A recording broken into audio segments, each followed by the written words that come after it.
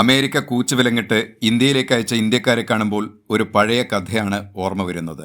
2013 മൻമോഹൻ സർക്കാരിന്റെ കാലത്ത് അമേരിക്കയിൽ ദേവയാനി കോബർഗഡെ എന്ന നയതന്ത്ര പ്രതിനിധിയെ ഒരു വീട്ടുജോലിക്കാരിയുടെ പരാതിയെ തുടർന്ന് അറസ്റ്റ് ചെയ്തു. അവരെ കൈവിലങ്ങിട്ട് അറസ്റ്റ് ചെയ്തു കൊണ്ടുപോകുന്ന വീഡിയോ അമേരിക്ക പുറത്തുവിട്ടു. അപ്പോൾ ഇന്ത്യ ഭരിച്ചിരുന്ന മൻമോഹൻ സിംഗ് ശക്തമായ നിലപാടാണ് സ്വീകരിച്ചത്. അമേരിക്കയിലെ എല്ലാ നയതന്ത്ര ബന്ധങ്ങളും നിർത്തിവെച്ചു. അമേരിക്കയോട് പ്രതിഷേധം അറിയിച്ചു. ഇന്ത്യയിലെ അമേരിക്കയുടെ എല്ലാ പ്രതിനിധികളെയും അമേരിക്കൻ എംബസിയിലെ എല്ലാ അമേരിക്കൻ ഉദ്യോഗസ്ഥരോടും ID കാർഡ് ഹാജരാക്കാൻ പറഞ്ഞു. അമേരിക്കൻ എംബസിയുടെ പോലീസ് സുരക്ഷ പിൻവലിച്ചു. ഇപ്പോൾ അമേരിക്കയ്ക്ക് മുന്നിൽ പഞ്ചപുച്ഛമടക്കി നിൽക്കുന്ന മോദിയുടെ നിലപാടല്ല അമേരിക്കയോട് അന്ന് മൻമോഹൻ സിംഗ് സ്വീകരിച്ചത്. ശക്തമായ നിലപാടായിരുന്നു. ഇന്ത്യൻ നയതന്ത്ര ഉദ്യോഗസ്ഥനെ അറസ്റ്റ് ചെയ്തതിൽ മാപ്പ് പറയാതെ ഒരു ഇഞ്ച് മുന്നോട്ട് പോവില്ല എന്ന് ശക്തമായി പറയുകയായിരുന്നു.